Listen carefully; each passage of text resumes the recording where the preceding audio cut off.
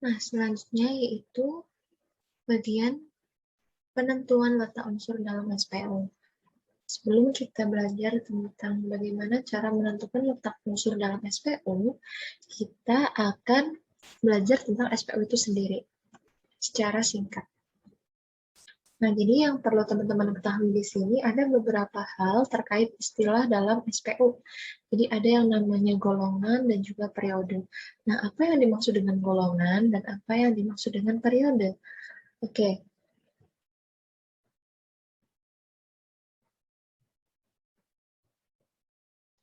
Nah, teman-teman, jadi golongan dalam SPU atau sistem periodik unsur itu merupakan definisi dari satu deret ke bawah dalam setiap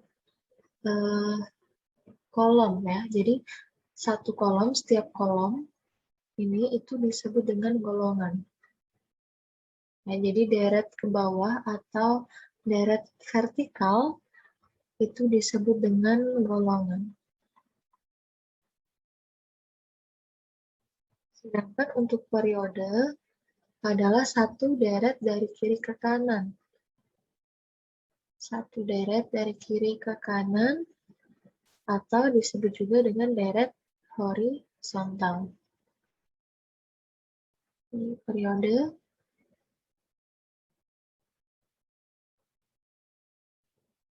Kita sebut sebagai deret horizontal.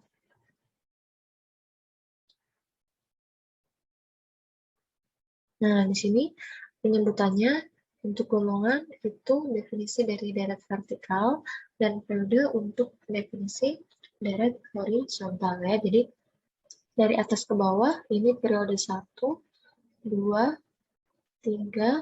4, 5, 6, dan 7.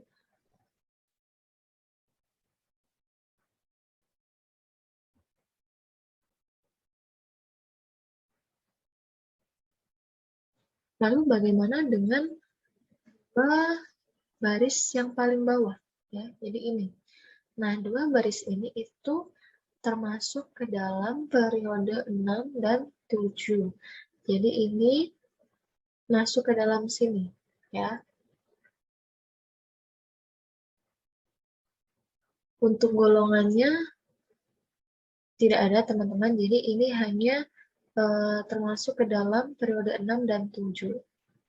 Ini untuk periode lantanida dan actinida.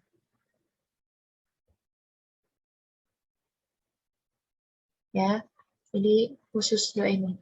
Nah, kemudian seperti yang teman-teman bisa lihat di sini ya, ini ada S, blok S namanya.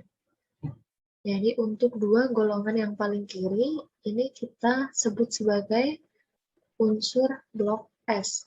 Sedangkan dari golongan 3 sampai golongan 8A, yang mana di sini bisa dilihat ada P, artinya dari golongan 3A sampai 8A itu termasuk ke dalam blok P.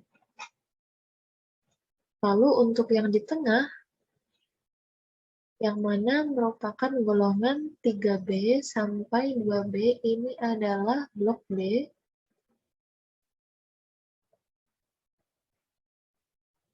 Dan yang dua di bawah itu termasuk blok F.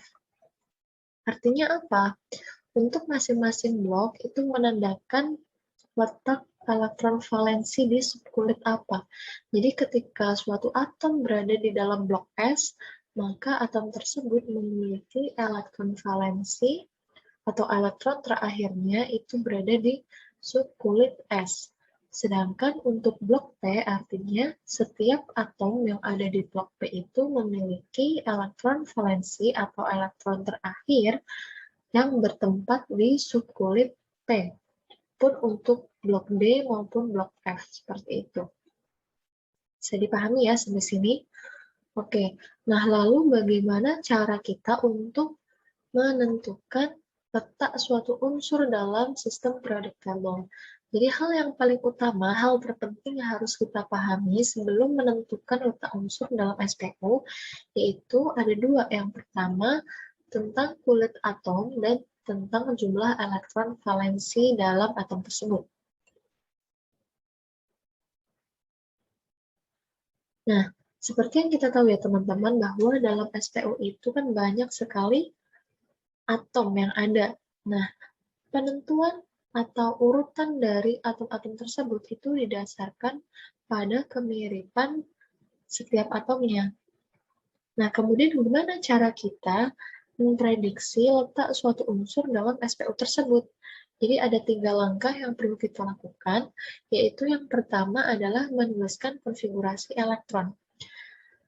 Tadi kita sudah membahas bagaimana cara penentuan konfigurasi elektron dalam suatu atom ataupun dalam ionnya. Nah, kemudian setelah kita sudah bisa menentukan konfigurasi atau menuliskan konfigurasi elektronnya, kita bisa menentukan kulit terluar dari atom tersebut. Jadi kulit terluar itu artinya kulit dengan bilangan kuantum terbesar. Itu artinya kulit terluar. Yang mana kulit terluar ini akan berperan sebagai periode yang dimiliki oleh unsur. Jadi unsur tersebut terletak pada periode berapa. Kemudian yang terakhir, tentukan jumlah elektron valensi dari atom tersebut. Nah, jumlah elektron valensi ini nantinya akan berperan dalam penentuan golongan. Jadi untuk letak golongan itu ditentukan oleh jumlah elektron valensi dari atom tersebut.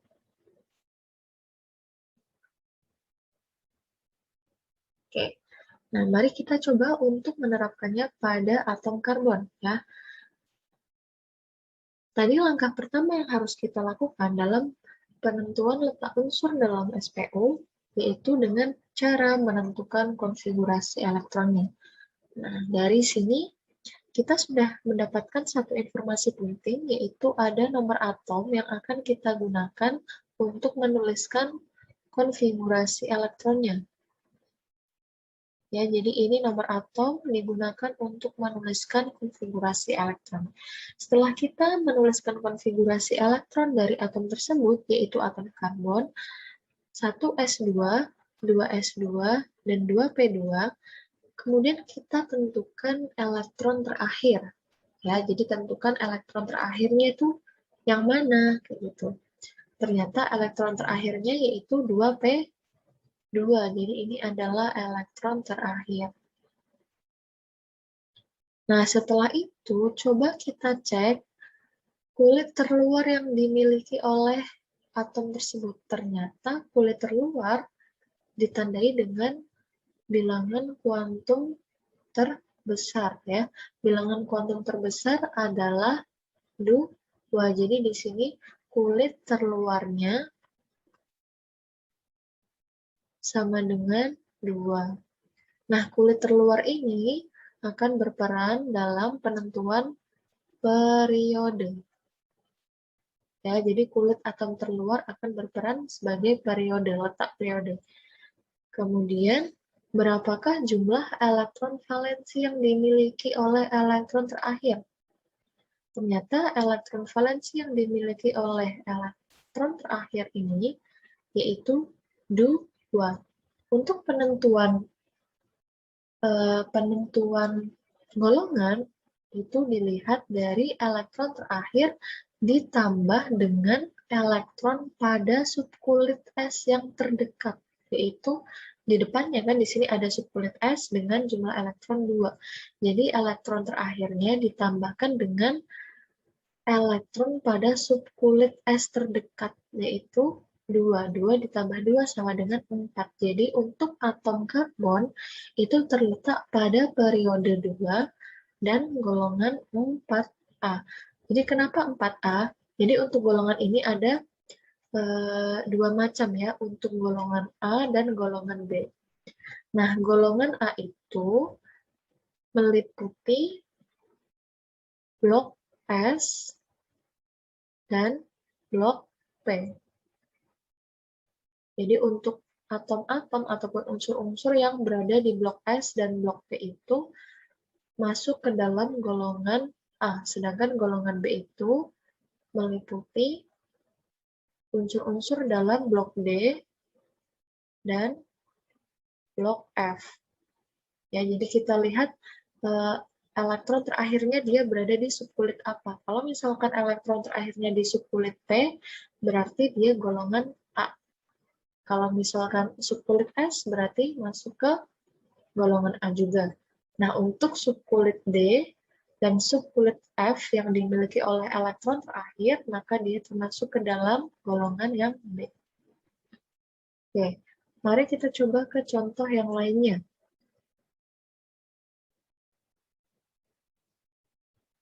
Nah, di sini ada atom tembaga atau atom Cu, teman-teman. Nah, di sini terlihat bahwa atom Cu atau tembaga ini memiliki nomor atom sebanyak 29, ya. Sebentar. Nah, di sini nomor atomnya adalah 29. Nomor atom ini akan kita gunakan untuk menentukan konfigurasi elektronnya.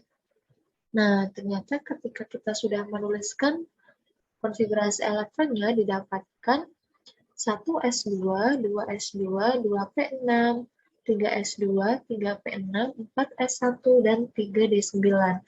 Nah, sebetulnya untuk 4s1 dan 3d9 ini aslinya adalah 4s2, 3d9.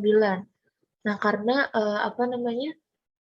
aturan penuh setengah penuh, maka kita bisa menuliskan konfigurasi ini menjadi 4s1, 3d10. Nah, selanjutnya setelah kita menuliskan konfigurasi elektron yang dimiliki oleh atom tembaga, kita harus menentukan kulit terluarnya, ya, kulit terluar dari konfigurasi ini. Nah, ternyata ketika kita lihat ya, kulit terluarnya itu berada pada 4S. Jadi di sini kulit terluar itu ditandai dengan bilangan kuantum utama. Bilangan kuantum utama yang terbesar, yaitu di sini ada 4. 4S1. Jadi 4 merupakan kulit terluar, ya. Nah, kulit terluar ini akan berperan sebagai periode. Nah, selanjutnya untuk penentuan golongan itu dilihat dari elektron terakhir, teman-teman. Jadi elektron terakhir dari konfigurasi elektron yaitu 3D10. Nah, di sini elektron terakhirnya adalah 3D10.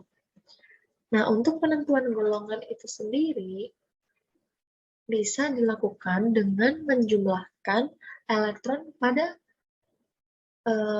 elektron terakhir, ya. Jadi jumlah elektron terakhir ditambah dengan jumlah elektron pada subkulit S terdekat. Nah, di sini bisa terlihat bahwa subkulit S terdekatnya itu berada pada 4S1, sehingga jumlah elektron yang dimiliki yaitu 10 ditambah 1. Jadi ini adalah jumlah elektron untuk penentuan golongan. Jadi untuk jumlah elektron terakhirnya sama dengan 10 plus 1 sama dengan 11. Nah, golongan 11 itu bisa kita tuliskan sebagai 1, ya. Jadi 11 minus 10 sama dengan 1. Berhubung di sini subkulit terakhirnya adalah subkulit D, ya. Jadi ini subkulitnya adalah subkulit D. Jadi dia termasuk ke dalam blok D. Yang mana blok D ini merupakan golongan B. Jadi untuk golongan Cu itu terletak pada 1B. Jadi atom di sini bukan karbon, ya, teman-teman. Di sini tembaga. Mohon maaf. Jadi di sini ada tembaga, itu berada pada golongan 1B dan periode 4 dalam SPO. Oke. Selanjutnya, penentuan nomor atom suatu unsur dari bilangan kuantum. Nah, kalau sebelumnya kita belajar bagaimana cara menentukan bilangan kuantum dari suatu unsur, sekarang kita diminta untuk kebalikannya, menentukan nomor atom dari suatu unsur ketika yang diketahui adalah bilangan kuantumnya. Nah, langsung kita ke contoh aja ya. Ini di sini jika elektron terakhir dari unsur X itu memiliki nilai bilangan kuantum sebagai berikut. Ada N sama dengan 3, L-nya sama dengan 1, M sama dengan 0, dan S sama dengan minus setengah. Gimana caranya kita menentukan nomor atomnya? Jadi langkah yang pertama adalah kita tentukan bilangan kuantum pada elektron terakhir. Jadi ini bilangan kuantum yang diketahui itu merupakan bilangan kuantum elektron terakhir. Ini bilangan kuantum elektron terakhir. Gitu ya. Jadi nantinya bilangan kuantum ini itu merupakan bilangan kuantum elektron terakhir. Nah, diketahui N sama dengan 3, L sama dengan 1, M sama dengan 0, dan S sama dengan minus setengah. Oke, berarti kita sudah bisa tahu bahwa kulit dari atom dari bilangan kuantum ini yaitu menunjukkan N ke 3. N ketiga ya. Jadi N-nya itu ketiga, kulit ketiga. Kulit ketiga kita tulis aja 3. Bisa kita tuliskan 3 di sini. Kemudian L. L itu kan menunjukkan kuantum azimut ya, yang mana ketika L kuantum azimutnya sama dengan 1 berarti dia dimiliki oleh subkulit P ya. Jadi perlu diingat lagi untuk bilangan kuantum azimut itu kan ada 4, ada S, P, D, dan F. Nah, untuk subkulit S itu memiliki nilai azimut yaitu 0, sedangkan P nilai azimutnya 1, sedangkan D itu 2, dan F itu 3. Nah, seperti ini. Ya, jadi untuk apa namanya? L sama dengan 1 artinya subkulit yang memiliki nilai azimut 1 sama dengan P. Ya, jadi di sini subkulitnya adalah subkulit P. Kemudian untuk M itu bilangan kuantum magnetik sama dengan 0. Ya, untuk subkulit P itu kan memiliki orbital sebanyak 3 kotak ya. Jadi subkulit P itu memiliki orbital sebanyak 3 kotak, teman-teman. Ya, jadi ada 3 kotak di sini. Nah, 3 kotak yang mana ketika nilainya itu nilai azimutnya itu sama dengan 1, berarti untuk orbital kita mulai dari minus 1, kemudian 0, kemudian plus 1.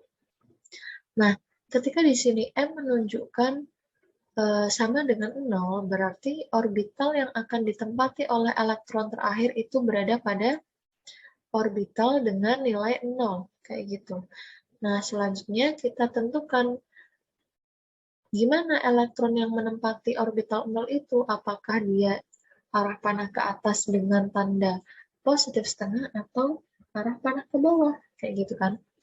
Nah, untuk penempatan elektron pada setiap kotak itu dimulai dari sisi kiri dengan tingkat energi terendah, gitu ya. Jadi dimulai dari arah panah ke atas terlebih dahulu, dari kiri ke kanan kita isi satu persatu. Selanjutnya baru kita isi ke bawah.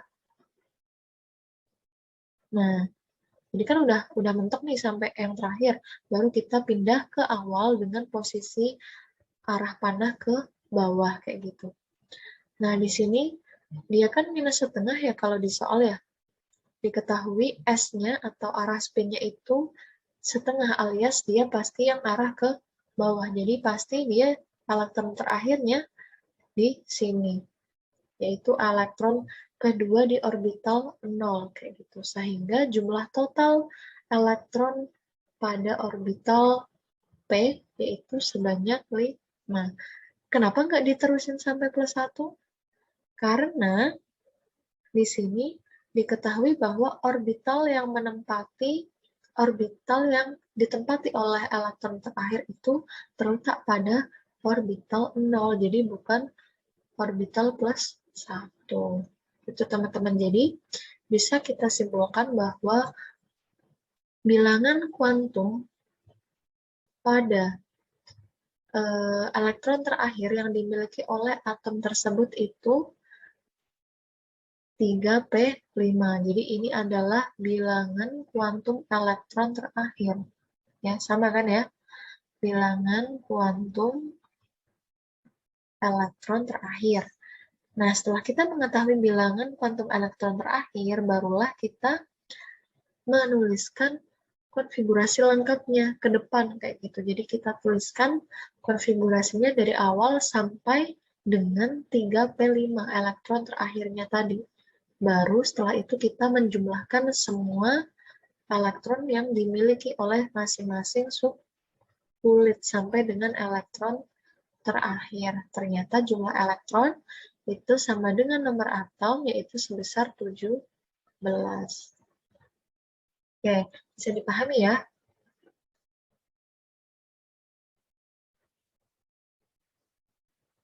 Oke, nah mungkin itu saja untuk penjelasan kali ini. Silahkan selanjutnya adalah latihan. Kalian bisa berlatih untuk mengerjakan soal-soal terkait dari materi yang sudah dijelaskan tadi.